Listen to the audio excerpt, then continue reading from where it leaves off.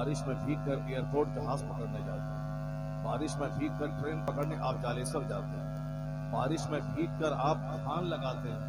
तो कभी कभी बारिश में भीग कर नेकी ऐसी कीजिए कि क़यामत के दिन कह सके माबूद मैंने बारिश में भीग कर पेट भी पाला है, मैंने बारिश में भीग कर तुझे याद भी किया। एसी की मस्जिद में नमाज पढ़ना और है, पंखे के नीचे सजदा करना और है, धूप में और बारिश में भीग कर सजदा करना और है। आया है किताबों में कि जो बारिश में अल्लाह से दुआ करता है और जो ठंडे में दुआ करता है, ठंडे में दुआ करने के मुकाबले में 70 गुना ज्यादा वो दुआ फजीलत वाली होती है जो धूप में पसीने में भी जिस इबादत में तकलीफ हो मुसीबत हो वो दुआ ज्यादा कबूल हो। खामोशी के साथ बैठे बड़ी अच्छी बात है। सरकार आला हज़रत की जिंदगी की आपको पहुंच सकती है। इंतशार हुआ, उठते बैठते रहे, फिर तो मैं आपके चेहरे को नहीं देखूंगा, मैं आंख बंद करके राजधानी की तस्वीरों में चलता रहूंगा। फिर उसके बाद मैं नहीं देखूंगा कि आप जा रहे हो कि आ रहे हो कि बैठे हो कि क्या कर रहे हो। मैं बिल्कुल यहाँ से जैसे अभी वो जन शताब्दी खुलती है वहां से कलकत्ता से 80 से रुकती है खड़गपुर 2 घंटे के बाद, और फिर वहां से 1 घंटे के बाद रुकती है जालेसर। एक ही स्टॉपेज है बस। मैं बन जाऊंगा शताब्दी और 2 घंटे के बाद फिर मैं आँख खोलूंगा, आपको कुछ पता नहीं चलेगा। इसलिए आप बिल्कुल खामोशी से बैठे रहें, सुभान अल्लाह अल्हम्दुलिल्लाह कहते रहें और सुने सरकार आला हज़रत की जिंदगी के इर्द गिर्द मेरा खिताब गर्दिश करेगा। चूंकि आज मैं आला हज़रत की महफिल में बैठा हूं, तो आज हम किसी दूसरे का चर्चा कम करेंगे, आला हज़रत का चर्चा ज्यादा करेंगे। क्योंकि आज जी भर के अपने इमाम को समझा जाए, अपने इमाम का कैरेक्टर, उनका किरदार, उनका इल्म, उनकी करामत, उनकी खिदमत, इसी पे अगर बहस करूं तो साहब सारी जिंदगी खत्म हो जाएगी। क्योंकि आला हज़रत एक ऐसी पर्सनैलिटी का नाम है जिसे हम वंडरफुल पर्सनैलिटी कह सकते हैं, यानी ताजुब-खेज शख्सियत, आश्चर्यजनक व्यक्तित्व के मालिक थे आला हज़रत। यानी वो आला हज़रत थे कि आज मैंने कहा ना कि आपके गांव में एक मौलवी हो, दूसरे गांव का आदमी नहीं जानता, कोई गुजी दर्रा का हो साहब, आपके मोहल्ले का आदमी उसको नहीं जानता।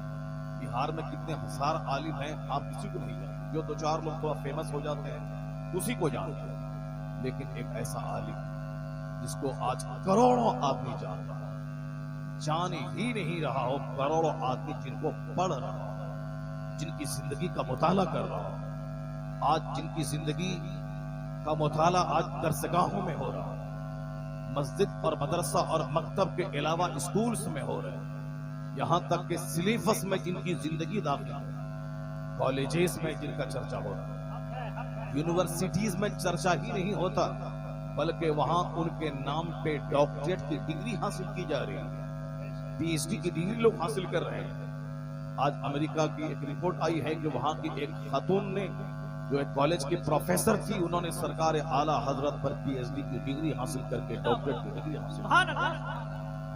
मैंने पहले सुना था सबसे पहला स्कॉलर जो डॉक्टर बना, पीएचडी बना आला हज़रत पर लिखकर, वो हमारे बिहार की राजधानी की पटना का था, वो मौलाना हसन रजा खां, जिन्होंने पटना यूनिवर्सिटी से फकीह इस्लाम के टॉपिक पे सबसे पहले उन्होंने आला हज़रत पर पीएचडी। फिर उसके बाद बम्बई, मैसूर, लखनऊ, रोहिलखंड, बुंदेलखंड, हिंदुस्तान के 1 दर्जन से ज्यादा हिंदुस्तान की यूनिवर्सिटीज में रिसर्च हुआ। और अब कुछ साल पहले खबर मिली कि हॉलैंड की यूनिवर्सिटी में आला हज़रत पे रिसर्च हुआ और डॉक्टरेट की डिग्री हासिल की। और आज मैंने वह न्यूज पढ़ी कि अमेरिका की यूनिवर्सिटी में एक खातून, एक औरत ने आला हज़रत पे लिखकर उन्होंने डॉक्टरेट की डिग्री हासिल की। कैसा था वो आलिम जिन पर अमेरिका की यूनिवर्सिटी में चर्चा हो रहा, फिर बरतानिया में चर्चा हो रहा, ऑस्ट्रेलिया में चर्चा ही नहीं, आला हज़रत के नाम पे मस्जिद का नाम रखा गया मस्जिद रजा खान। इस मदरसे का नाम है मदरसा रज़विया, खानका का नाम खानकाह आलिया कादरिया रज़विया। ये श्रीलंका हमारे बाजू का मुल्क है, वहाँ दर्जनों मदरसे मदरसा रज़विया मस्जिद का नाम। नेपाल पड़ोसी मुल्क है हिंदुस्तान का, वहाँ सैकड़ों मदरसों का नाम मदरसा रज़विया, और साहब दर्जनों खानकाहों का नाम खानकाह रज़विया। रजा से रज़विया है, अहमद रजा अकेले हैं, आज उनके नाम पे तहकीक भी, रिसर्च भी, तफ्तीश भी, तजस्सुस भी और उनकी इज्जत अफजाई के लिए उनके नाम पर मदरसे का नाम भी, खानकाहों का नाम भी। और ताज्जुब की बात तो है कि अहमद रजा अकेले आलिम दीन थे, लेकिन आज करोड़ों आदमी के नाम के साथ लफ्ज़े रजा लगा हुआ है। एहसन रजा, मोहसिन रजा, कमर रजा, साकिब रजा, उमर रजा, अरसलान रजा, कमर रजा, समर रजा। करोड़ों लोग हैं जिनके नाम के साथ लफ्ज़े रजा लगा है और करोड़ों लोग हैं जिनके नाम के साथ रजवी लगा है। सिर्फ मुफ्ती आजम हिंद के मुरीद कमोबेश 1.5 करोड़ दुनिया भर में, अब 1.5 करोड़ नाम के साथ रजवी लगा हुआ है। सरकार ताजुश शरिया के कमोबेश 5 से लेके 10 करोड़ मुरीद पूरी दुनिया में, उन 5 से लेके 10 करोड़ आदमी के नाम के साथ लफ्ज़े रजवी लगा हुआ है। हुजूर मुजाहिदे मिल्लत से लाखों लोग मुरीद हैं, उनके सारे मुरीद हबीबी के साथ रजवी कहने पर फख्र महसूस करते हैं, क्योंकि हुजूर मुजाहिदे मिल्लत को खिलाफत आला हजरत के बड़े बेटे हुजूर हुज्जतुल इस्लाम हामिद रजा खान ने अता फरमाया, यानी सिलसिले रजविया से अता हुई खिलाफत। तो जो भी हबीबी है वो रजवी है, हबीबी रजवी कोई अलग नहीं है, जो हबीबी है वो रजवी है। इस तरीके से अब हुजूर मुजाहिदे मिल्लत के लाखों मुरीद और आला हजरत के खानदान के दर्जनों पीर है। मुफस्सिर आज़म हिंद के लाखों मुरीद जो अपने नाम के साथ रजवी लिखते थे। सरकार कमर मियाँ के हजार लाखों मुरीद जो अपने नाम के साथ रजवी लिखते हैं। हुजूर तौसीफ मियाँ के लाखों मुरीद जो अपने नाम के साथ लफ्ज़ रजवी लिखते हैं। पाकिस्तान के 1 दर्जन से ज्यादा मुफ्ती आजम हिंद के खलीफा, ताजुश शरिया के खलीफा, उनके लाखों मुरीद जो अपने नाम के साथ लफ्ज़ रजवी लिखते हैं। इस तरह से काउंटिंग कर लें, मुसलमानों की आबादी 200 करोड़ है। उन 200 करोड़ में अगर करीब से जायजा लिया जाए तो कमोबेश 50 करोड़ के करीब ऐसे लोग हैं जो अपने आप को रजवी कहला सकते हैं। इस तरीके से पूरी दुनिया में जहां भी देखे अहमद रजा अकेले राज खानकाहों का नाम, मस्जिदों का नाम, मदरसों का नाम, करोड़ों आदमी के नाम के साथ रजा, करोड़ों आदमी के नाम के साथ लफ्ज़ रजवी। इतनी इज्जत, इतनी मकबूलियत किसी दूर दराज तक किसी आलिम दीन की जिंदगी में देखने को नहीं मिलती, जितनी इज्जत सरकार आला हजरत को अल्लाह ने अता फरमाई है। ऐसा लगता है कि सारी दुनिया में धूम मची है रजा की। वादी रजा की कोहे हिमाला रजा का है, जिस हम तो देखिए वो इलाका रजा। नारे तकबीर, नारे रिसालत, इश्क मोहब्बत, इश्क मोहब्बत। आला हजरत फाज़िल बरेलवी आज आलिम रब्बानी का चर्चा आप कर रहे हैं, जिस आलिम रब्बानी का चर्चा बगदाद मोहल्ला में हो रहा है, जिस आलिम रब्बानी का चर्चा मैंने अपनी आंखों से मदीने पाक में जिनका सलातो सलाम पढ़ते मैंने देखा, तब तवाफ़े काबा करते हुए सरकार आला हजरत के मानने वालों को मैंने कसीर तादाद में देखा। ये दोनों हरमैन तय्यबैन यानी मक्का मदीना वहां पूरी दुनिया का मरकज है। उस मरकज में सरकार आला हजरत को जितनी इज्जत अफजाई हुई शायद किसी दूसरे हिंदुस्तानी आलिम की आज तक न हो पाई। एक मदीने में रहने वाला आलिम कहने लगा, ये तो मरकज है, दुनिया भर के लोग यहाँ आते हैं, कुतुब आते हैं, अब्दाल आते हैं, गौस आते हैं, औताद आते हैं, सारी दुनिया से लोग यहाँ आते हैं इबादत करने, रियासत करने। चूंकि मदीने में कोई एक बार कह दे अस्सलातु वस्सलामु अलैका या रसूल अल्लाह, तो और अगर उड़ीसा में कोई कहे तो उसे एक बार कहने का सवाब मिलेगा, और अगर कोई मदीने में इसी को दोहरा दे तो 50,000 नेकियां उसके नाम में अमान में लिखी जाएगी। इस तरीके से आप जोड़ लें कि नेकी का वजन मदीने में बढ़ जाता है, नेकी का वजन मक्का में बढ़ जाता है। दुनिया के चारों कोशों से लोग चल के मदीना आते हैं। मुस्तफा जान रहमत का शहर है, जो इस्लामिस्तान है, जो मुसलमानों की राजधानी है। और फिर जहां कभी भी दज्जाल घुस नहीं पाएगा, जहां कभी ताउन और प्लेग का मर्ज नहीं होगा, जहां कभी दज्जाल का फितना मदीने में दाखिल नहीं होगा। जो मदीने वालों से दुश्मनी करेगा वो हुजूर कहते वो नमक की तरह पिघल जाएगा, यानी वह जलील और रुस्वा हो जाएगा। इसलिए मदीने पाक का नाम अदब से, मदीने पाक की मिट्टी का एहतराम, मदीने पाक के गुल और खार का एहतराम, यहाँ तक कि मदीने पाक की बिल्ली मदीने पाक का कुत्ता का एहतराम, इसलिए कि वो सरकार दो जहां का शहर है और हुजूर की वजह से वहां के जर्रे जर्रे से प्यार होता है। और हर कोई मदीना नहीं जा सकता है। अरबों पति हैं जो मदीना जाने को तरस गए, नहीं जा पाए। 100 बीघा जमीन नहीं, 1000 बीघा जमीन वाले जोतते रहे, खाते रहे, पेट भरते रहे, मदीना नहीं जा पाए। मगर एक गरीब आदमी जो मस्जिद में 3000 रुपए महीना कमा के गांव वालों को नमाज की इमामत कर रहा है, सबों को नमाज पढ़ाता है, वो 3000 रुपए कमाने वाला मदीना और मक्का चला गया।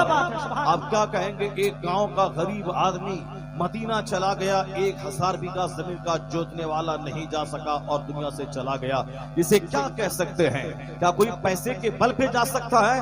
नहीं नहीं, मुफलिसी में भी मदीने का सफर हो जाए जिस पे सरकारे दो आलम की नजर हो जाए। कहते हैं वही मदीना जाता है जिसे सरकार बुलाते हैं, वही बगदाद जाता है जिसे गौस बुलाते हैं, वही बरेली जाता है जिसे आला हजरत बुलाते हैं, और वही अजमेर जाता है जिसे ख्वाजा बुलाते हैं। सुभान अल्लाह। जिस मदीने और मक्का शरीफ में दुनिया भर के अब्दाल औताद सारे लोग आते हैं, उस मदीने मुनव्वरा में किसको कौन पूछता है? वहां तो कुतुब, अब्दाल, गौस फकीर बन के मुस्तफा के सामने हाजिर है। उस शहर में अगर कोई चाहेगा कि हमारे गले में हार डाला जाए, कोई चाहेगा कि मैं जब चलूं तो आगे पीछे 10 लोग मेरे आगे पीछे करें, वहां के आलिम दुनिया भर के आलिमों को खातिर में नहीं लाते, क्योंकि वह मदीने पाक का आलिम है। वो किस आलिम को खातिर में लाए? मदीने पाक के उलमा किसी को इतनी इज्जत नहीं देते। मदीना है, बादशाह के दरबार में फकीर आए हैं, भीख मांगने आए हैं, भीख मांग के चले जाएंगे। गले में हार डालना, इज्जत अफजाई के जुमले इस्तेमाल करना, उनकी शान में तकरीब मुनक्किद करना, उनकी शान में किताबें और किताबों पे तकरीज लिख देना, उनको हदीस की इजाजत देना, उनको मदीने पाक में रहने का ऑफर करना कि आप यही राजधानी इस्लाम में रह जाओ। अब यहाँ सारी दुनिया के गौस कुतुब यहाँ आते हैं, तुम इसी मदीने में रह जाओ, मदीने की खातून से तेरा अक्द कर देंगे, तुम यहीं रहो और दीन की खिदमत करो। ऐसा ऑफर करोड़ों में किसी आलिम को दिया जाता है कि मदीने में रहो, मदीने की खातून से तेरा अक्द करवा देंगे, यहाँ तेरा घर बना देंगे और तू इस मरकज में रह के दीन की खिदमत करेगा और यहाँ से पूरी दुनिया में इस्लाम का पैगाम पहुंचेगा। मदीने पाक का एक आलिम कहता है, यहाँ तो हजारों आलिम गलियों में घूमते रहते हैं, कोई किसी को पूछने वाला नहीं है, लेकिन एक आलिम था जो हिंदुस्तान की सरजमीन से यहाँ आया था। उस आलिम के आगे पीछे मदीने के उलमा चलते थे, उनकी पेशानी को बोसा देते थे, उनके हाथ को चूमा करते थे, उनकी शान में तकरीजात लिखते और उनकी इज्जत अफजाई करने के लिए मदीने पाक में रहने का ऑफर दिया, मदीने की खातून से निकाह का उसे ऑफर दिया, वह सारी जिंदगी मदीने में रहने का ऑफर दिया। वह कौन था आलिम दीन जिसे इज्जत मदीने में मिल रही हो, मक्का में मिल रही हो, वहां रहने का ऑफर मिल रहा हो? उसी आलिम दीन को हजरत नहीं, उसे आला हजरत। नारे तकबीर, नारे रिसालत, फैज़ाने आला हजरत। हजरत तो सब होते हैं, लेकिन जो हजारों हजरतों के सरदार हो उसे आला हजरत बोला जाता है। जो करोड़ों हजरतों का सरदार हो उसे आला हजरत बोला जाता है। आला मतलब बड़ा हजरत, और ये आला हजरत किसी भी बड़े आलिम को बोला जा सकता था, लेकिन अल्लाह ने ऐसा लगता है कि आला हजरत को अहमद रजा खां के लिए खास कर दिया है। अभी आला हजरत बोला जाए तो बरेली के ताजदार समझ में आएंगे, इमाम अहमद रजा खां फाजिले बरेलवी समझ में आएंगे, यहाँ तक कि वहाबी दियोबंदी वह खान पठान कहता रहा, आला हजरत की शान घटाता रहा, मुनाजरे में उनका नाम बिगाड़ के कहता रहा। लेकिन वो भी जब इमाम अहमद रजा खां का इंट्रोडक्शन कराने पे आता है तो वो भी आला हजरत ही बोलता है। इनके आला हजरत पता ये चला अल्लाह ने दीन की खिदमतों का इनाम इमाम अहमद रजा खां को वो दिया है कि उनका नाम ही लफ्ज आला हजरत बन गया है। अब कोई भी जबान से बोलेगा ये लफ्ज बताएगा उनकी सिफत आला, उनका किरदार आला, उनका इल्म आला, उनकी इल्म रियाजी आला, इल्म तकसीर आला, इल्म जफर आला, इल्म हैयत आला, उनकी करामत आला, उनका खानदान आला, उनका बेटा मुफ्ती आजम हिंद आला, उनका बेटा हुज्जतुल इस्लाम आला, उनके खुलाफा आला, उनके मुरीदीन आला, जो आला हजरत के मसलक से जुड़ जाए वो भी आला। सुभान अल्लाह, सुभान अल्लाह, सुभान अल्लाह, सुभान अल्लाह, वाह वाह, हाय हाय, वाह वाह वाह। A man who dedicates his life for the sake of Allah. Allah gives him name. नारे तकबीर, नारे रिसालत, नारे रिसालत। जो अपना जीवन अल्लाह के लिए डेडिकेट कर देता है, समर्पित कर देता है, अल्लाह उसे कितनी इज्जतों से नवाजता है, आप निगाहों के सामने देख सकते हैं। आला हजरत फाज़िल बरेलवी जिंदगी में एक दिन भी दुकान में बैठकर उन्होंने अपने बाल बच्चों के लिए रोजी नहीं कमाई। हम लोग रोजाना 8 घंटे दुकान में बैठते हैं, रोजाना दुकान में बैठते हैं। एक दिन बारिश हो जाए, नहीं जाए तो 4 दिन सर खुजलाते रहते हैं। क्यों खुजलाते हैं? इसलिए हमें पैसे से मोहब्बत। आज 1000 रुपए की बिक्री होती, 500 रुपए का सामान, 500 रुपए बेनिफिट होता, 500 रुपए का खसारा आज हो गया। आदमी के सर में दर्द होता है। आदमी अगर अगहन के बरसात बारिश के मौसम में अगर खेत में हल नहीं चलाए, अगहन के मौसम में उसके घर में धान नजर नहीं आए, बासमती चावल नजर नहीं आए, इसलिए वो जो आदमी एक बार सीजन में मिस किया वो साल भर तक काफी अफसोस मलता रहेगा। भाई यही क्या हुआ जी? क्यों लड़ाई कर रहा है यार? बैठो और से तकरीर सुनो। देखिए कितने बच्चे हैं जिनके सर पे टोपी नहीं, क्या जलसा है? क्यों जलसा करवाता है? हमारे गांव के तो बच्चे के सर पे टोपी होती है। फिर अगर जलसे में सारे लोग सफेद कपड़ा पहन के आते, सफेद टोपी लगा के आते, तो ऐसा लगता जैसे इस कादरिया में आसमान से फरिश्तों की जमात आ गई। और मैं तो कहता हूं कि आज काफिरों की दुश्मनी में सारे लोग, सारे मुसलमान परेशान हैं कि जब मरना ही है तो मरने से पहले 2-4-10 को जहन्नम पहुंचा के मरेंगे। ये सारी तैयारी तो हो रही है, तो ऐसे क्यों सरेंडर कर जाएं? शहादत की मौत मरना है तो मरने से पहले 2-4-10 को काट के मरेंगे। अब सब तैयारी कर रहे हैं, ठीक है, सब ये बात अच्छी है। जन्नत में जाना ही है, शहादत की मौत मरनी ही है, तो हम दूसरों को करते हैं। लेकिन आपको याद होना चाहिए, दूसरे लोगों को दिल में अपने मजहब की मोहब्बत बिठाने के लिए मार धाड़ काट नहीं, उससे ज्यादा जबरदस्त कीमती चीज है कि आज अगर आपके पास तकवा हो, इल्म हो, आपका सजदा, आपके सर की टोपियां, आपकी शराफत 1 करोड़ बम पे भारी हो जाएगी। इसलिए कि जो काम तीर, तफंग, तलवार, बंदूक नहीं कर पाता है, वह एक मर्द मोमिन का क्या बात है, सुभान अल्लाह। एक मर्द मोमिन का तकवा कर जाता है, एक मर्द मोमिन का कैरेक्टर कर जाता है।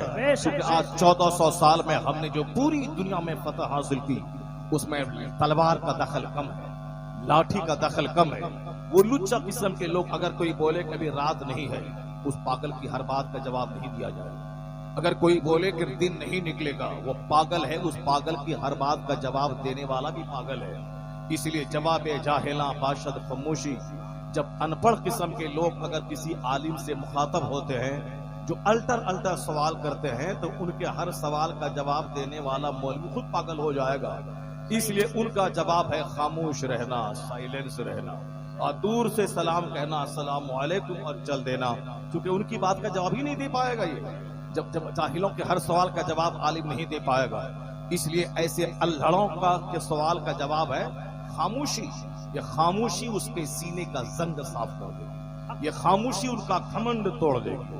उनसे बात करें तो और बात बनाएगा वो, और खामोश रहें तो वह बिल्कुल गुस्से में जल भुन के कबाब होके वो भी खामोश हो जाएगा। अगर गांव समाज में लड़ाई हो रही हो, अगर आपको खूब अपनी एनर्जी लॉस करना है तो आप जवाब दीजिए। पड़ोस की औरत गाली देती है, आप भी जवाब दीजिए। वो 2 गाली देगी, आप 4 दीजिए। वो 8 देगी, आप 16 दीजिए। वो 16 देगी, आप 32 दीजिए। यानी इसी तरह से सिलसिला चलता रहेगा। जब वह थक जाती है औरतें, तो थोड़ी देर के लिए सुस्ता जाती है, पानी पीती है, और फिर थोड़ी एनर्जी आती है, फिर गाली बकने लगती है ये, और फिर गाली बकते हैं। जैसे 2 मुर्गी लड़ती है, एक दूसरे के चोंच से मारती है, उसके बाद फिर वह थक के खुद अलग हो जाती है। उसी तरह गांव घर की औरतें होती हैं, जो औरतें लड़ने पे आ जाएं तो फिर उसको कोई रोक नहीं सकता। गाली पे गाली, गाली पे गाली, गाली पे गाली, गाली पे गाली। क्यों? उसके पास अक्ल कम है। उनके पास शऊर कम है। और अगर पड़ोस की औरत गाली का जवाब गाली से नहीं दे, ये आधा घंटा गाली दे के खुद चुप हो जाती है। अगर वह जवाब देगी तो शाम हो जाएगी, रात हो जाएगी, झगड़ा खत्म नहीं होगा।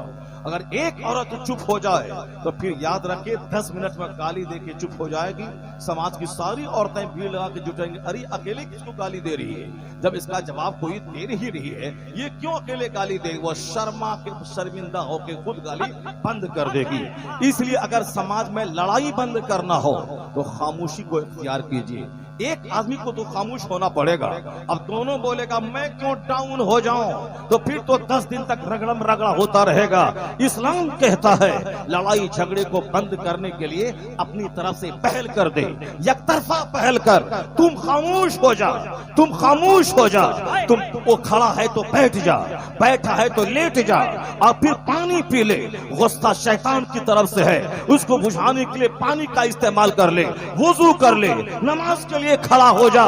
तेरा दुश्मन तलवार से जेर नहीं हो पाएगा जितनी तेरा सजदा उससे जेर कर देगा, तेरा वुजू उससे जेर कर देगा, तेरी दुआ उससे जेर कर देगी। इसलिए लड़ाई झगड़े से बचने का शानदार तरीका है खामोशी और सजदा और अल्लाह का जिक्र। जहां जिक्र इलाही होता है शैतान भाग जाता है, फरिश्तों की जमात आसमान से उतर। नारे तकबीर, नारे रिसालत। अल्लाह के नेक बंदों की जिंदगी इसलिए सुनी जाती है, वह किस किस तरह सब्र के पहाड़ बनते थे, किस तरह उनको गालियां दी गई, उनका जवाब उन्होंने खामोशी कैसे दिया। इल्म के पहाड़ हैं, हासिदों की एक बड़ी तादाद है, किस तरह इंतकाल के बाद या उनकी जिंदगी के आखिरी हिस्से में उनसे चिढ़ने वाले उनकी कब्र की मिट्टी अपने सर पे डालकर आंखों में सुरमा लगा के कहते थे मैंने इस फकीर को पहचान नहीं पाया, जिंदगी भर मैंने इसे गालियां दी और यह गाली का जवाब गाली से नहीं दुआओं से देता रहा। अब वो कब्र पे जाके मिट्टी उठा के कसम खाता है अब मैं किसी को गाली नहीं दूंगा, किसी से लड़ाई नहीं करूंगा। तो जो मुस्तफा की सुन्नतों पे अमल करता है वह इंतकाल करके कब्र में क्यों ना चला जाए।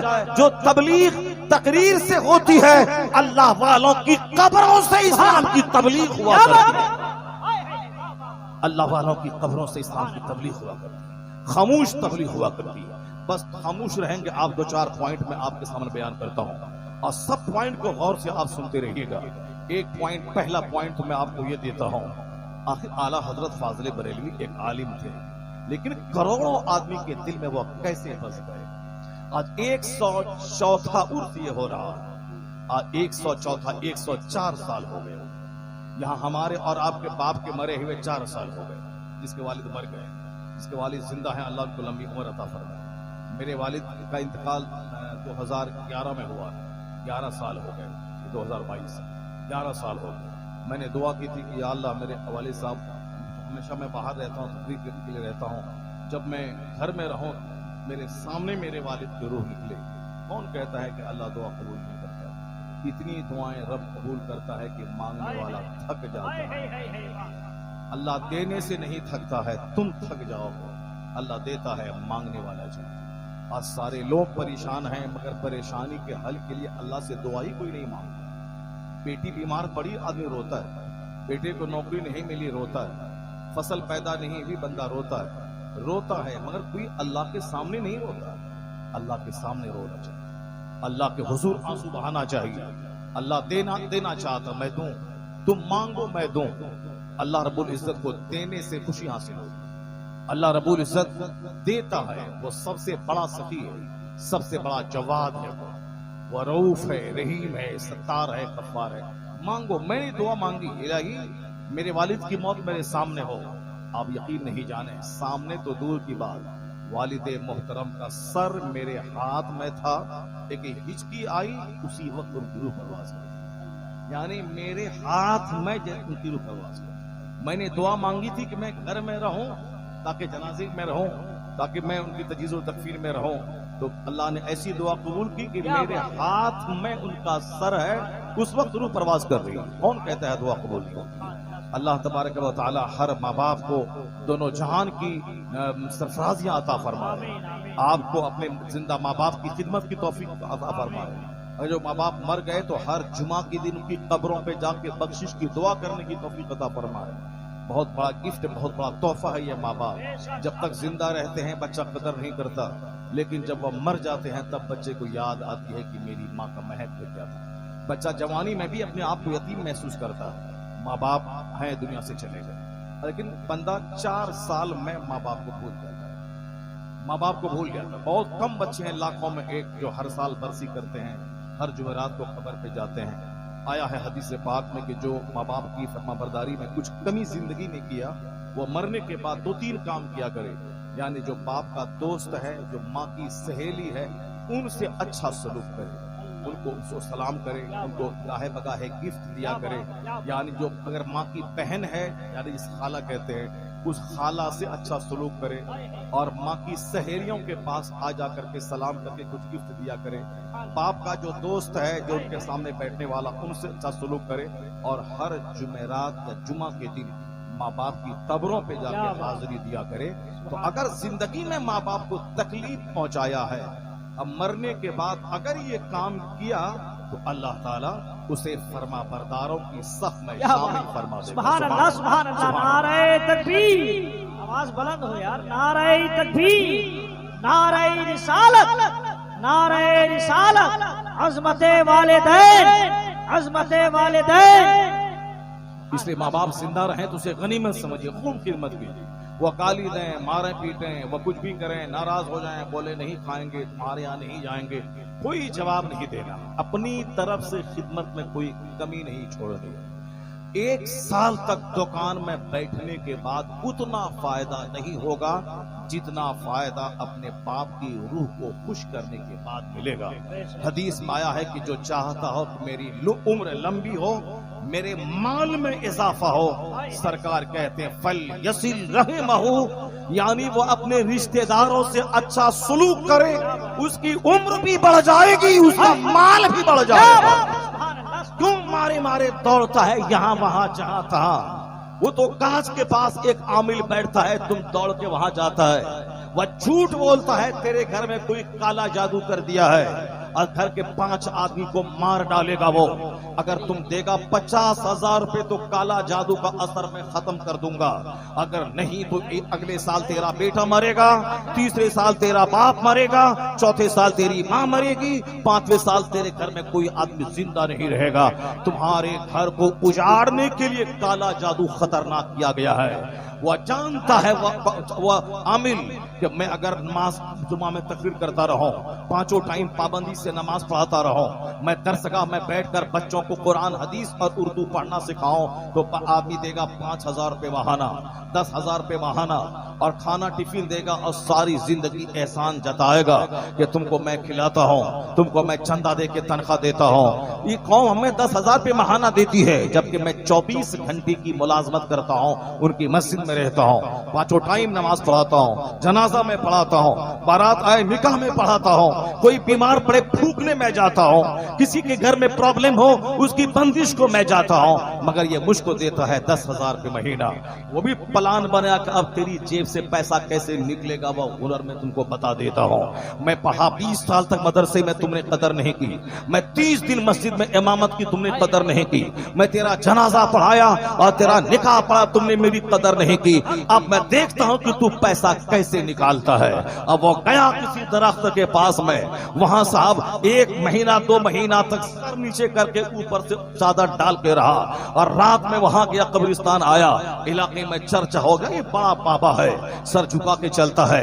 1 महीना तपस्या वहां किया है। बोला मैं गया था बाबा फूका तेल में, तो मेरी बेटी जो मरने वाली थी वो अच्छी हो गई। और देखते ही देखते जंगल की आग की तरह चर्चा पूरे इलाके में फैल गया, चर्चा फैल गया। अब वो आ रहा है, अब ये सोचता है कि पैसा कैसे निकलता है, मैं तुझे बताता हूं, तेरे घर में काला जादू है, तो सारे आदमी को मार देगा।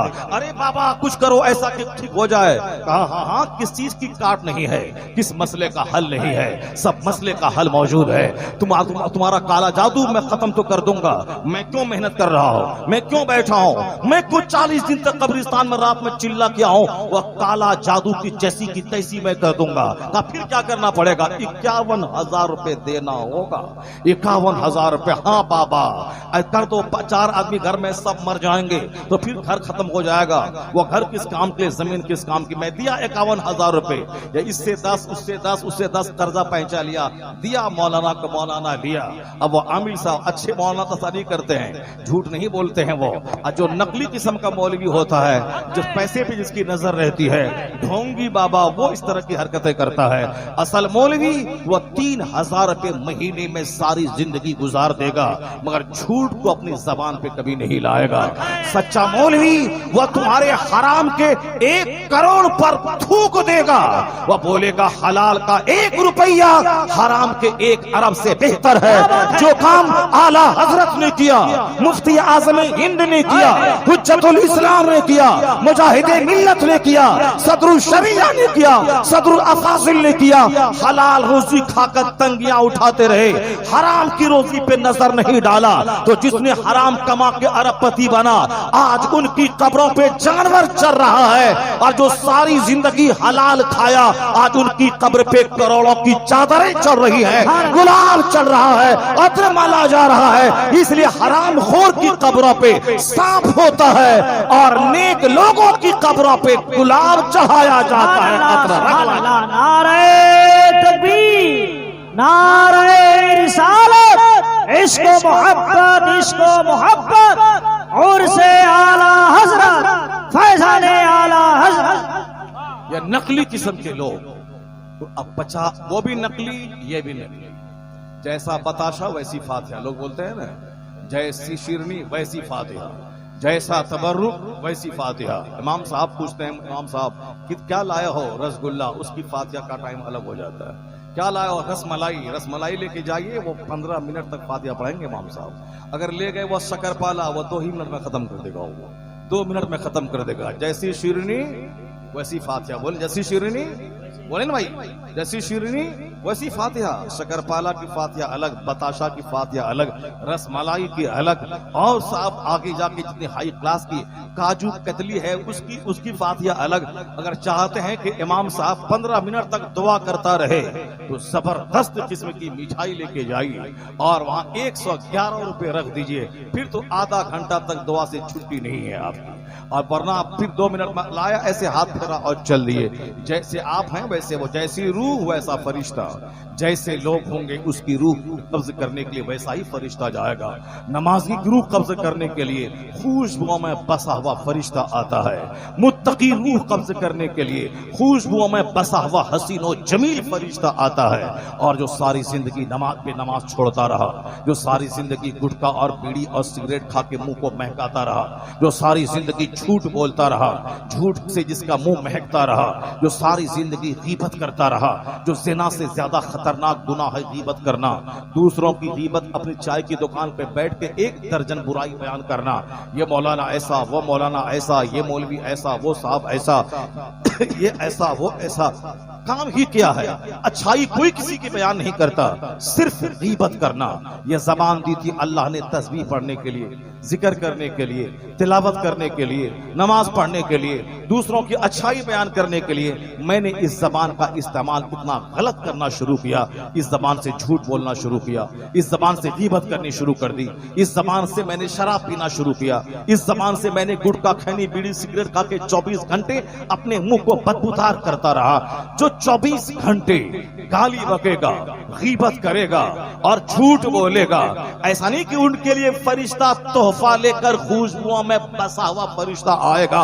नहीं नहीं, हदीस पाक में आया है कि गंदे लोगों की रूह कब्ज करने के लिए फरिश्ता, बड़ी बड़ी आंखों वाला फरिश्ता, और एक ऐसा गुर्द जो जमीन पर मारे तो 80 बरस तक उस गुर्द जमीन में धंसता रहे और वो कई 100 किलोमीटर दूर में रहे, वहां से उस उसकी चिंगाड़ की आवाज वो मुर्दा सुनता है, उसका सीना, उसकी कब्र लरजती रहती है, उसका सीना फट जाता है। इतनी दूर से आकर के उसकी कब्र में जलवागर होता है। अगर आग नहीं भी लगे, अजदहा सांप नहीं भी काटे, उस फरिश्ते का चेहरा ही उसको दहला देने, जला देने के लिए काफी है।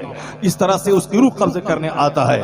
और जो जिंदगी में कभी चौक चौराहे पे बैठ के गीबत नहीं किया, किसी की गीबत की पोटली लेके नहीं बैठा, झूठ नहीं बोला, नमाज नहीं छोड़ा, चाहे बेटी की बारात आए तो भी नमाज पढ़ने गया, चाहे बेटे का जनाजा निकले तो भी नमाज पढ़ने गया, चाहे घर में फाका है तो भी नमाज पढ़ा, चाहे घर में 50-100 केजी बासमती चावल हो तो भी नमाज पढ़ा। यानी ना खुशहाली में नमाज छोड़ा और ना गरीबी में नमाज छोड़ा, हर हाल में अल्लाह अल्लाह करता रहा। ऐसे लोगों की रूह कब्ज करने के लिए डरावना फरिश्ता नहीं, खुशबुओं में बसा हुआ, खूबसूरत आंखों वाला, फूल बरसाता हुआ, खुशबू लुटाता हुआ ऐसा फरिश्ता आता है। अगर जन्नत का बाग न भी मिले, इस फरिश्ते का खूबसूरत चेहरा जन्नत के आराम से कम नहीं होता है, उसका इस्तेमाल करता है। अब एवरी मैन इज फ्री, हर आदमी आजाद है। उसकी रूह निकालने वाला फरिश्ता, उनके कब्र में सवाल करने वाला फरिश्ता, या दोनों फरिश्ते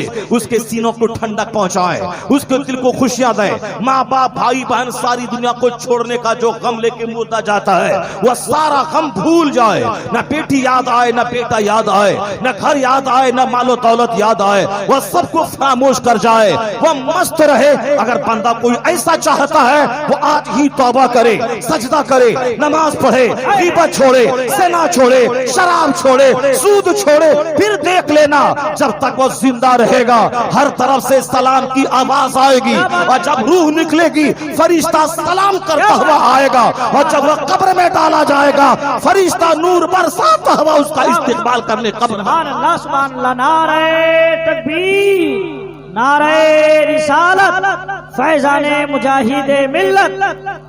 ऐसा नहीं होता है कि मेरी सारी जिंदगी गंदगी में गुजर गई हो और मरते वक्त अचानक उसके विपरीत रिजल्ट पर आमद हो जाए, ऐसा नहीं होता। मैं अपनी तकरीर के आखिरी हिस्से में बताऊंगा कि किस तरह नेक लोगों की मौत होती है, वो किस तरह कफन लाते हैं, कफन को बोसा देते हैं और एक बार कलमा तैयबा जोर से पढ़ते हैं और चादर खींच के सर ढांप लेते हैं। देखने वाला देखता है तो देखता है रूह कब से अंसुरी से परवाज कर गई है। किस तरह से नेक लोग फजर की नमाज पढ़ते हैं और किस तरह उस नमाज की पहली रकत के आखिरी सजदे में सुबहान रब्बियल आला का विर्द होता है और किस तरह उस हालत में उनकी रूह परवाज कर जाती है।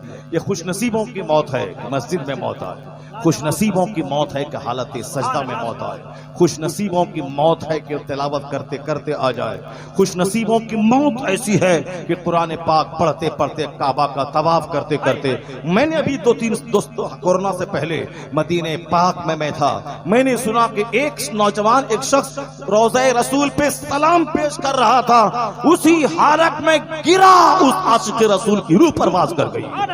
चाहे कोई बगदाद में मरे या बरेली मरे या काबा में मरे या दुनिया की किसी जगहों पे मरे, वह मौत काबिले रश्क है जो मुस्तफा की निगाहों के सामने आ जाए, जो रोज़े रसूल के करीब आ जाए। इसलिए आला हजरत कहते हैं ये सीधी सड़क शहरे शफाअत नगर की है, जो मदीना में मर जाए सीधे मुस्तफा की शफाअत उसका इस्तेमाल करती है। जो हालत ईमान में मदीना में मर जाए कैसे खुश नसीब है। कोई मरता है हॉस्पिटल में, कोई मरता है नदी में डूबकर, कोई मरता है रास्ता चलते, कोई मरता है दरख्त से गिर के, कोई मरता है सांप कटने से, कोई मरता है एड़ी एड़ी रगड़ रगड़ कर हॉस्पिटल में, नाक में ऑक्सीजन लगा है, दोनों हाथ बंधे हुए हैं, पांव रगड़ रगड़ के मार मार के मरता है, कोई चीखता है गधे की तरह चिल्लाता है। सारे हॉस्पिटल के सारे मरीज उस वार्ड से भाग जाते हैं, डॉक्टर उसे बेहोश करने के लिए इंजेक्शन लगाता है। कोई इस तरह मरता है और कोई इस तरह मरता है कि नबी पे दुरूद और सलाम है, नबी के कदमों पे कुर्बान हो जाता है। अब ऐसा नहीं कि मैं सारी जिंदगी तवाइफ के कोठे पे जाऊं और मेरी मौत मदीने में हो जाए। ऐसा नहीं कि सारी जिंदगी मैं शराब पीता रहूं, मुझे मदीने में मौत आ जाए। ऐसा नहीं कि सारी जिंदगी में मस्जिदों से बाहर रहो, नमाज छोड़ दो और मेरी मौत हालत सजदा में हो जाए। नहीं होता है। जो जिंदगी में 10, 20, 50 साल तक सजदा करता रहता है, मस्जिदों का कबूतर बनता रहता है, बुरी महफिलों से बचता रहता है, गुनाहों से बचने की कोशिश करता है, अजनबी औरतों पे निगाह पड़ जाए तो उससे वो आंखें बंद कर लेता है, न ताड़ी शराब को गले लगाता है, न ताश खेलता है। अगर कोई झूठ बोलकर 1 करोड़ दे, वह बोलता है सच का 100 रुपया मैं कमाऊंगा, झूठ का 1 करोड़ नहीं कमाऊंगा। जो नेकियों में रहता है, अल्लाह पसंद फरमा के उसकी मौत एड़ी रगड़कर हॉस्पिटल में नहीं होती है। अल्लाह चाहता है तो उसकी मौत घर में वसीयत करके कलमा शरीफ पढ़कर ला इलाहा इल्लल्लाह बुलंद होता है, उधर रूस की परवाज कर जाती है। और जिसका आखिरी बोल जिस कलमा तैयबा ला इलाहा इल्लल्लाह हो, दखलल जन्नह, वो जन्नत में दाखिल हो जाता है। मैंने तमहीदी तौर पर एक माहौल आपको बना दिया। ये जिंदगी तो बहुत मुख्तसर है। 100 साल के अंदर ही हम सबों को दुनिया छोड़ के जाना है। चाहे हीरे जवाहरात का मकान हम क्यों न बना लें, जानवर बेचते बेचते, गोश्त काटते काटते, कपड़ा बेचते बेचते, होटल मैनेजमेंट की नौकरी करते करते, चाहे कुछ भी कर ले। सोने का मकान तो कोई इस गांव में कभी बना ही नहीं सकता है। पूरे हिंदुस्तान में जब सोने का मकान नहीं है तो फिर इस गांव में लोग कैसे बना सकता है? सोने का मकान तो हम और आप बना नहीं सकते। अलबत्ता खूब रात दिन खट के एक करके एक छोटा सा ईंट का घर, उसमें सस्ते जिस्म का मार्बल लगा के, थोड़ा सा पोटी को डाल के, नीचे मार्बल ग्रेनाइट डाल के, बाथरूम में टाइल्स लगा करके, 1-2 सोफा अपना ना खरीद सकें तो ससुराल वाले से ले करके, और साहब पलंग वहां से लेके, एक गोदरेज ले करके, वह सब ले करके अपने घर को थोड़ा सा सजा सकते हैं। अगर कीमत उसकी हुई भी तो कितनी ही मुश्किल, तमाम मकान गाड़ी सब मिला करके 50 लाख रुपए, और जिंदगी उसी में खत्म हो गई। 70 साल चले गए उसी में। अब 2-4 साल के बाद मर गए। 70 साल एक मकान बनाने में लग गए, उसके बाद मर गए। अब वहां हाथ खाली है, न सजदा है, न जी भर के तिलावत है, न जी भर के दुरूद है, न जी भर के कलमा है। अब कहां रहना है? उस घर में रहना है जहां खरबों साल रहना है, अरबों साल, महासंखों साल। यानी जन्नत में कोई जन्नती चला गया निकलेगा नहीं, खरबों साल। जहन्नम में जहन्नम गया तो वहां से निकलेगा नहीं, बल्कि खरबों महासंखों साल। तो अब बताएं कि दुनिया में चाहे हीरे का घर बना लूं, 100 साल के अंदर ही इसे छोड़ के जाना होगा। और जहां जाना है वहां 100 साल, 2 साल, 500 साल नहीं, वहां तो महासंखों बेगिनती साल वहां मौत को ज़बह कर दी जाएगी। जो जन्नत में है वो आराम करता रहे, जो जहन्नम में है वो सदा जलता रहे। वह जलता रहेगा, बदन कोयला बनेगा, फिर बदन नया बनेगा, फिर वो बदन जल के कोयला होगा, फिर नया बनेगा, फिर कोयला होगा। इसी तरह खाल जलती रहेगी, खाल बनती रहेगी। दुनिया में तो जलकर राख हो गया, खेल खत्म। मगर वहां तो जलकर राख होके खेल खत्म नहीं होगा। वह जलकर राख हुआ, फिर दूसरा चमड़ा तैयार हुआ, फिर जल रहा है, फिर वह चमड़ा गला, फिर उसमें आग लगी, फिर दूसरा चमड़ा बना। इसी तरह से चमड़ा बदलता रहेगा महासंखों साल। अगर हम सोने का घर बना भी लें तो 60-70 साल। ये बताएं कि 70 साल के बाद जो हश्र होगा, जिसकी नजर वहां रहेगी, वो यही चाहेगा कि मैं फूस के घर में रह जाऊं 70 साल। 70 साल 7 मिनट भी नहीं है अल्लाह के सामने। दुनिया हमारे सामने इतने लोग बैठे हुए हैं, 80 साल, 70 साल, 60 साल। कि कैसा लगा इतना लंबा अरसा? लगता है इसे 3 दिन पहले पैदा हुआ, परसों जवान हुआ, कल बूढ़ा हुआ, आज मौत की तैयारी है। यानी 70 साल ऐसे गुजर गए, लगता ही नहीं कि 70 साल कैसे गुजर गए। तो जहां खरबों साल, जहां का एक दिन 50,000 साल का होगा, वहां कैसे रहना होगा? आखिरत जब दिमागों में बसी रहती है, आखिरत जब दिमाग में बसी रहती है, तो आदमी दुनिया में जैसे तैसे रहना चाहता है। चाहे मैं नमक रोटी खा लूं, चाहे मैं फूस के घर में रह जाऊं, मिट्टी की दीवार में रह जाऊं, उसे दुनिया सजाने की नहीं, उसे आखिरत संवारने की फिक्र होती है। जहां खरबों साल रहना है, जहां महासंखों साल रहना है। इसलिए कुरान में हर चैप्टर में आखिरत का जिक्र, मौत का जिक्र, जन्नत का जिक्र, जहन्नम का जिक्र, जन्नत की हूरों का जिक्र, हूरों के खेमे में रहने वाली हूरों का जिक्र, बड़ी बड़ी आंखों का जिक्र, अनटच्ड हूर जिसको ना इंसानों जिन्नात ने टच किया हो, उस हूरों का चर्चा सूरह रहमान में, सूरह दुखान में, सूरह मुज़म्मिल में, सूरह मुल्क में। जिस सूरत को टच कर ले वहां एक तरफ हूर का चर्चा, दूसरी तरफ जहन्नम की आग का चर्चा, ताकि हमेशा दिमाग में आखिरत बसी रहे। यह दुनिया 100 साल की 1 मिनट की दुनिया है। 1 मिनट नमक रोटी खा के गुजार ले, 1 मिनट किराए के घर में रह जाए, 1 मिनट कोई जैसे बारिश हो रही है किसी के तालाब में छुप गया, बारिश खत्म, फिर अपना घर जाना है। उसी तरह दुनिया का 100 साल 1 सेकंड है अल्लाह के नजदीक। तो 1 सेकंड चाहे नमक रोटी खा के गुजार दे, चाहे किराए के घर में गुजार दे, चाहे मिट्टी की दीवार में रह जाए, चाहे मोटा छोटा पहन ले, इसके बाद जो दुनिया है वो अरबों साल की दुनिया। अल्लाह कहेगा तुमने 1 मिनट कष्ट उठाया है, अब यहाँ खरबों साल की हूर तेरे लिए, खिलवान तेरे लिए, सोने चांदी की ढाल मकान तेरे लिए, ये सारी बहारें तेरे लिए, दूध की नहरें तेरे लिए, शहद की नहरें तेरे लिए, खूबसूरत बीवियां तेरे लिए, या सारी बहारें तेरे लिए। दुनिया का एक एक कष्ट अल्लाह याद दिलाएगा और उस कष्ट के बदले में जन्नत की बहारें उस पर कुर्बान होती चली जाएंगी। नारे तकबीर, नारे रिसालत, हुजूर मुजाहिदे मिल्लत, नारे तकबीर। अब मैं आपको बताता हूं कि अल्लाह के नेक बंदों ने इसी फार्मूले को जान लिया कि दुनिया क्या है, आखिरत क्या है। उन लोगों ने दुनिया को तलाक दे दिया, उन लोगों ने दुनिया से किनारा कशी इख्तियार कर लिया, उन लोगों ने जी भर के खाना पीना छोड़ दिया, अच्छा कपड़ा पहनना छोड़ दिया। अल्लाह ने क्या दिया उनको? जन्नत तो वहां मिलेगी, इस दुनिया में क्या मिला उसकी एक झलक आप सुन ले। आपके गांव में आपके बाप दादा भी इंतकाल किए होंगे, लेकिन आपका जो बेटा है जिसका दादा मरा है, उस बेटे से कोई पूछे कि परदादा की कब्र कहाँ है, नहीं बता पाएगा। मुझसे ही पूछ लिए कि मेरे परदादा की कब्र कहाँ है, बता। ये तो मालूम है कि इस कब्रिस्तान के अंदर में है, मगर कौन सी कब्र है ये खुद मेरे बाप को पता नहीं थी। परदादा की खबर कौन सी है, मगर कोई नहीं जानता। बाप की कब्र 4 साल तक 5 साल तक, उसके बाद बारिश में जब कब्र मिस्मार होती है तो सारे लोग अपने बाप की कब्र को भी भूल जाते हैं। इस तरीके से 1 2 साल 4 साल बरसी हम लोग किए, फिर उसके बाद बाप का नाम लेना तक छोड़ जाते हैं। लेकिन कुछ लोग हमारे ही समाज में ऐसे होते हैं जिनके गुजरे हुए 4 साल नहीं 400 साल गुजर जाते हैं, उसके बावजूद उनके नाम की फातिहा उनके बेटे के घर में बंद है। चूंकि बेटा उनका मर गया, उनका पोता मर गया, उनका पड़पोता अब कहाँ है किसी को पता नहीं, लेकिन उनकी फातिहा करोड़ों घरों में, उनकी फातिहा लाखों घरों में। इंतकाल करने वाला इंतकाल किया 800 साल पहले, आज करोड़ों लोग अपने घर में उनके नाम की नियाज दिला रहे हैं।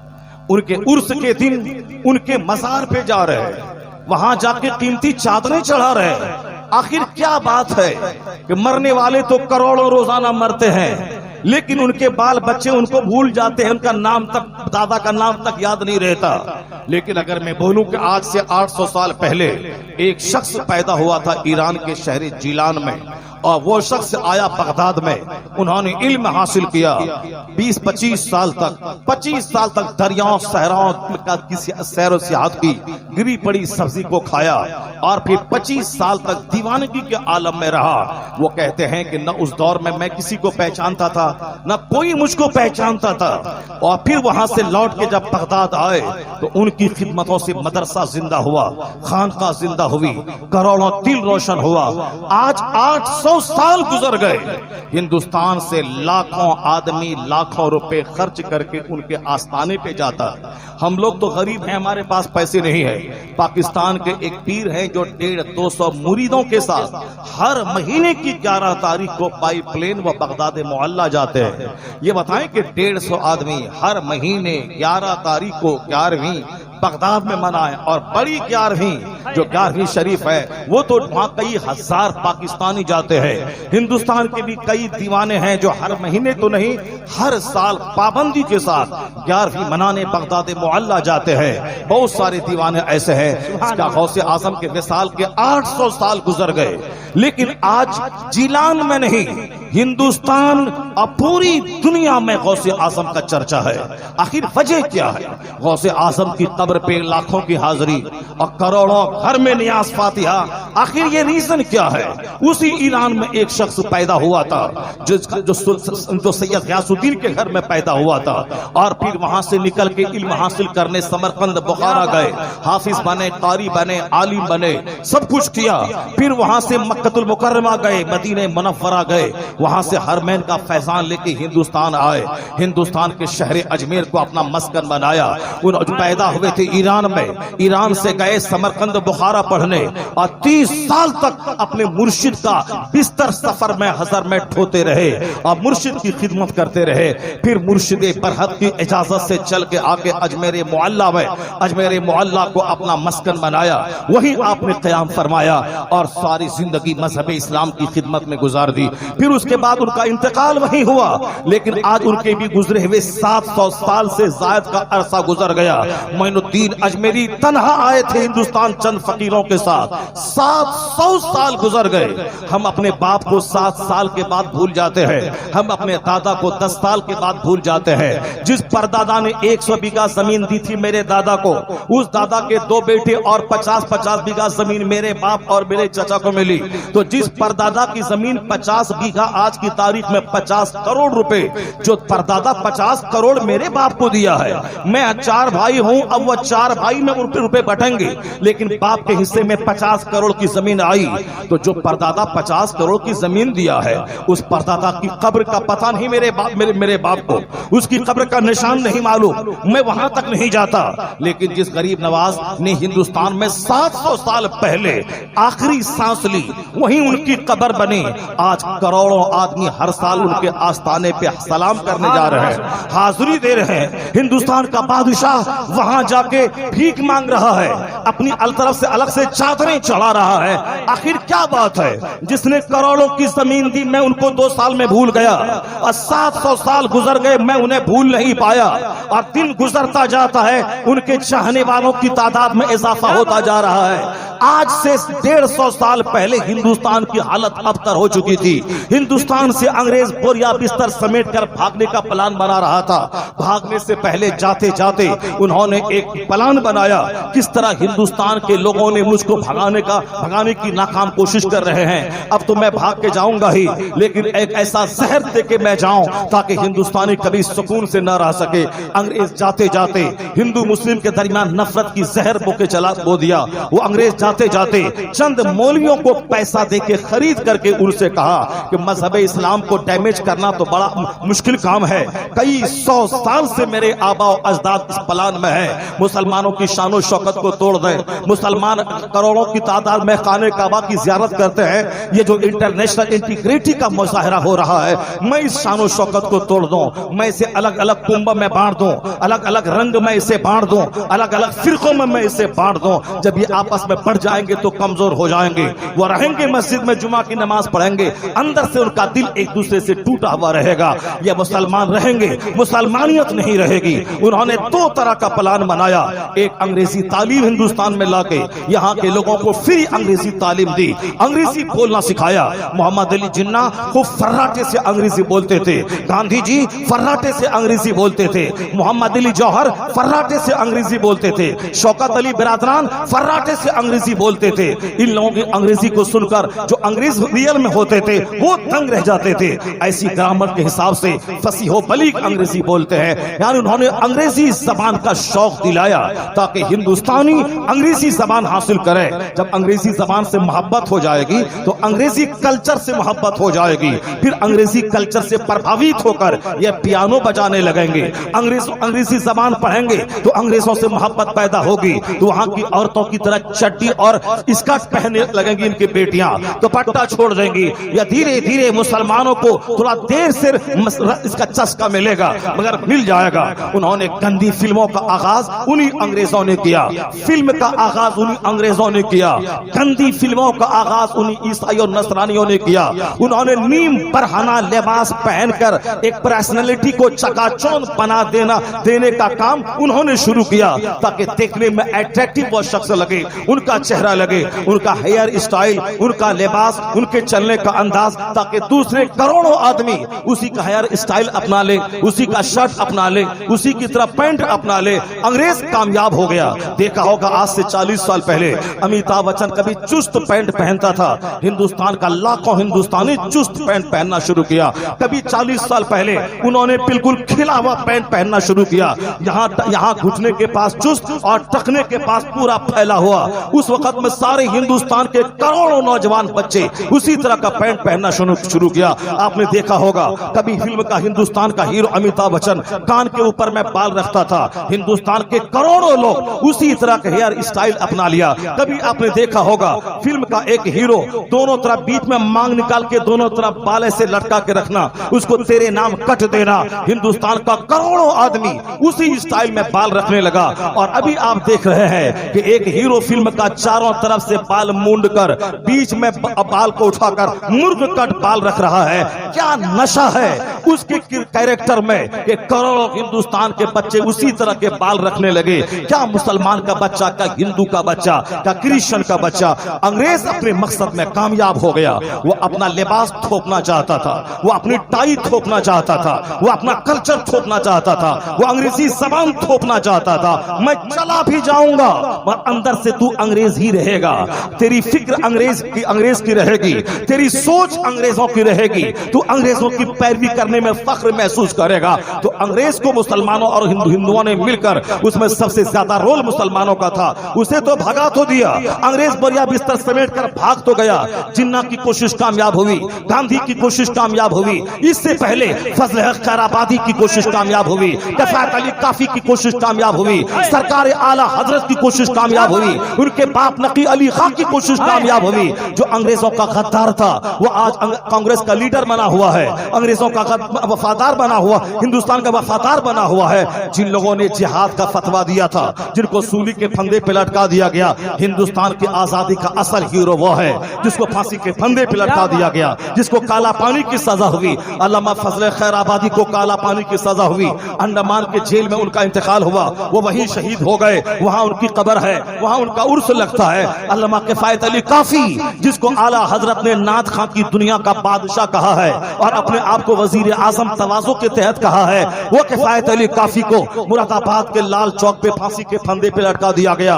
और वहां तक ले जाते हुए इन अंग्रेजों ने उनके बदन पर इलेक्ट्रिक की इस्त्री उस पर फेरी, उसके चमड़े उधेड़ दिए गए, उसी हालत में उसको फांसी के फंदे पे लटकाया गया। मगर मालूम है कोई दूसरा होता तो चीखता और चिल्लाता, मगर किफायत अली काफी मुस्कुराते हुए फांसी के फंदे पे जब चढ़े, उस वक्त वहां से उन्होंने कहा था, ए हिंदुस्तान वाले तू सुन ले, जिन अंग्रेजों ने मुझको आज फांसी के फंदे पे लटकाया है इसलिए कि ताकि कोई उसकी मुखालफत ना करे। अब बहुत दिनों तक अंग्रेज का पंजा हिंदुस्तान में जमा रहे, मगर ऐसा नहीं रहेगा। इस्लाम उजाड़ने वाला, उलमा को शहीद करने वाला, मुसलमानों को तकलीफ देने वाला, इसकी हुकूमत नहीं रहेगी। मगर जो इस्लाम उजाड़ना चाहता है वह इस्लाम रहेगा, शान से रहेगा, आसान रहेगी, मदरसा रहेगा, खानका रहेगी, मज़ारात रहेंगे, उलमा रहेंगे, अज़ान रहेगी, नमाज रहेगी, जमात रहेगी, जुमा का खिताब रहेगा, यानी कोई गुल बाकी रहेगा, नए चमन रह जाएगा, पर रसूलुल्लाह का दीने हसन रह जाएगा। सुभान अल्लाह, नारे तकबीर, नारे रिसालत, नारे रिसालत, फैज़ाने आला हसन। असल हिंदुस्तान की आजादी को हीरो थे वो जिन्होंने इस तरह के अशार लिखे और अंग्रेजों के जुल्म सितम का निशाना बने। उनकी दुआ, उनका कलाम हर्फ बहर्फ सादिक हुआ। अंग्रेज 1947 15 अगस्त को हिंदुस्तान छोड़ के भागा, हिंदुस्तान आजाद हुआ। हिंदुस्तान की आजादी में उंगली कटा के शहादत का दर्जा पाने वाले वह लोग हैं जिसे लोग नेहरू कहते हैं, जिसे लोग और दूसरे नामों से याद करते हैं। यह लोग छोटे हिंदुस्तान के मुजाहिद हैं। बड़ा मुजाहिद आला हजरत है जो सबसे ज्यादा नफरत अंग्रेजों से करते थे। अंग्रेजों का मलका विक्टोरिया, उनका फोटो जो डाक टिकट में रहता था, आला हजरत उनके सर को नीचे करके टिकट लगाते थे और कहते थे मैंने विक्टोरिया का, मलका विक्टोरिया का सर नीचा कर दिया, मैंने उसका सर नीचा कर दिया। ये बताए, ये है फिक्री आजादी, ये है फिक्री तौर पर अंग्रेजों से नफरत, ये है अंग्रेजों की नफरत लोगों के दिल में डालना। ये देवबंद के जाहिल अंग्रेजों का झोला ढोते थे, अंग्रेजों को कहते थे मेरा मालिको मुख्तार है, उनसे 600 रुपए माहवार उनके सरगना को मिलता था। मगर इमाम अहमद रजा खां को 6 पैसा भी अंग्रेजों से नहीं मिलता था। और मिलता कैसे? आला हजरत तो मुस्तफा के कदमों में बिके हुए थे। नानपारा का नवाब के कसीदा लिखने के लिए लोगों ने फरमाइश की तो आला हजरत ने कहा जो नबी मुख्तार का गुलाम हो उनका दीन रोटी का टुकड़ा नहीं है, मैं क्यों किसी नानपारा के नवाब की शान में कसीदा लिखूं। किसी ने कहा हुजूर रामपुर का नवाब है उसकी शान में कसीदा लिखिए, कहा मैं मुस्तफा का गुलाम हूँ। उनका कसीदा लिखने से फुर्सत कहा कि किसी नवाब का कसीदा लिखो जो अंग्रेजों के हाथ में बिक चुका था। वह देवबंद आज इस्लाम का ठेकेदार बन रहा है, मगर जो अंग्रेजों से नफरत हिंदुस्तानी को दिलाया, उनकी गर्दन नीचे करके बता दिया हमने अंग्रेजों को शिकस्त दे दिया, इसको नीचा कर दिया। असल हिंदुस्तान की आजादी का हीरो आला हजरत थे, उनके बाप नकी अली खां थे, उनका बेटा मुफ्ती आजम हिंद थे, उनका बेटा हुज्जतुल इस्लाम थे, उनके खुलफा हुजूर ईदुल इस्लाम थे, हुजूर बुरहाने मिल्लत थे, हुजूर सदरुल शरिया थे। हिंदुस्तान से भागने वाले पाकिस्तान जाने वालों को रोकने में हाफिज मिल्लत का रोल रहा, सदरुल शरिया का रोल रहा, मलकुल उलमा का रोल रहा। आज जो हिंदुस्तान आजाद है यह सुन्नी उलमा की देन है कि आज अंग्रेज भागने पर मजबूर हुआ हिंदुस्तान को आजादी का। सुभान अल्लाह, नारे तकबीर, नारे रिसालत, हजरत अल्लामा फजल हक खैराबादी। उलमा अहले सुन्नत ने मेहनतें की हैं, सिर्फ खानकाहों को नहीं बचाया है, उन्होंने हिंदुस्तान को भी बचाया है, हिंदुस्तान से अंग्रेजों को भगाया है। अंग्रेज जाते जाते उन्होंने कहा अब तो मैं जा ही रहा हूं, मगर हिंदुस्तान को ज़हनी तौर पर मैं गुलाम बना के जा रहा हूं। वो अपने मकसद में कामयाब है। क्या हिंदू क्या मुसलमान हिंदुस्तान का आज जब वह टाई लगाता है तो ज़हनी तौर पर वह अंग्रेजों का गुलाम माना जाता है। आज जब एक आदमी हिंदी और उर्दू बोलता है उसको अहमियत नहीं दी जाती है, लेकिन जब वह अंग्रेजी बोलता है पार्लियामेंट में भी उसको इज्जत की निगाह से देखा जाता है। आज 75 साल में जितने वजीर आजम बड़े बड़े आए उसमें से अक्सर मिनिस्टर वजीर आजम तो ज्यादातर गांधी परिवार से हुए, लेकिन अक्सर finance minister, foreign minister, home ministry, ये सारी मिनिस्ट्री साउथ इंडिया के लोगों के हाथ में रही। चूंकि उनकी अंग्रेजी बड़ी अच्छी होती है, पार्लियामेंट वो अंग्रेजी में बोलते हैं, इसलिए अंग्रेज बरतानिया से जो पढ़ के आया उनको ज्यादा अहमियत पार्लियामेंट में आज भी दी जाती है। और आज भी जो दूसरे दर्जे का वजीर आजम हिंदुस्तान का बनने का मुस्तहिक है, जिसको कांग्रेस का वो लीडर, वो भी उसी ब्रिटेन से पढ़ के आया है। ये तो हिंदुस्तान की ट्रेजेडी है कि आज एक चाय बेचने वाला 150 करोड़ हिंदुस्तानियों का वजीर आजम बना हुआ है। यानी इस हिंदुस्तान का सर शर्म से झुकने के काबिल है कि जहां बैरिस्टर, जहां लॉयर, जहां एडवोकेट, जहां वैज्ञानिक, जहां बड़े बड़े पढ़े लिखे आदमी जो 24 घंटे फर्राटे से अंग्रेजी बोले उसे किनारा कर दिया गया है।